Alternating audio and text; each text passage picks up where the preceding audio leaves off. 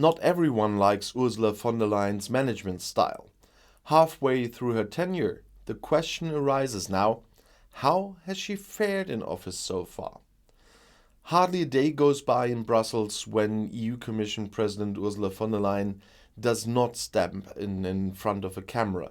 And her message is, Team Europe is firmly on the side of Ukraine. But the halftime record of the 63-year-old is mixed. There is criticism of von der Leyen's leadership style, not only from the so-called Berlin traffic light coalition, but also from within her own ranks.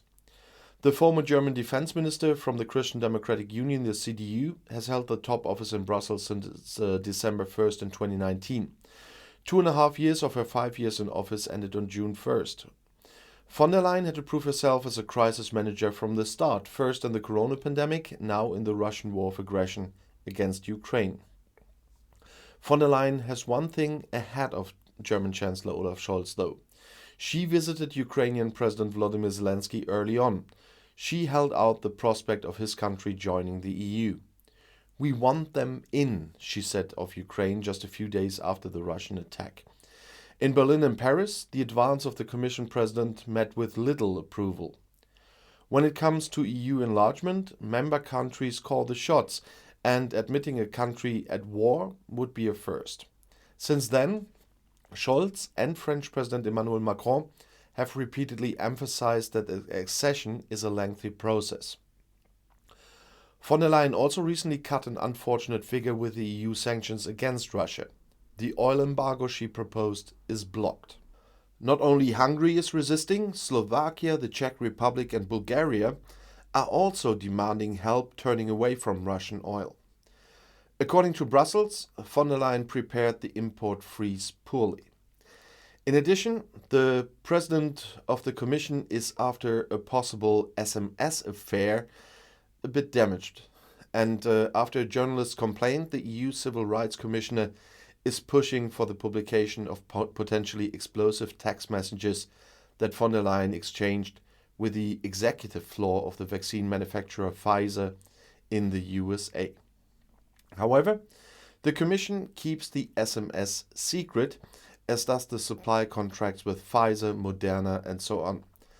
How many billions the pandemic has cost European taxpayers is unclear.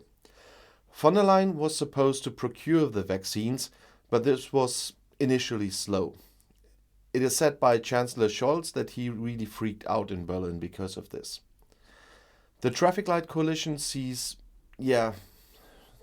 as we would say in German, sees red more often than the CDU woman. If a commission proposal is not to your liking, Berlin speaks of a typical von der Leyen idea. And Federal Finance Minister Christian Lindner from the Liberals has just rejected her proposal for joint debt to rebuild Ukraine. In the SPD, the Greens and the FDP, some see von der Leyen as a remnant of the era of Chancellor Merkel, if not as a legacy. Merkel pushed through her ailing defense minister with Macron in a backroom deal at the EU summit in June 2019, against protests from coalition partner SPD. Others, on the other hand, were enthusiastic about the first woman to head the powerful EU Commission. The German feminist Alice Schwarzer, for example, praised her as a top candidate.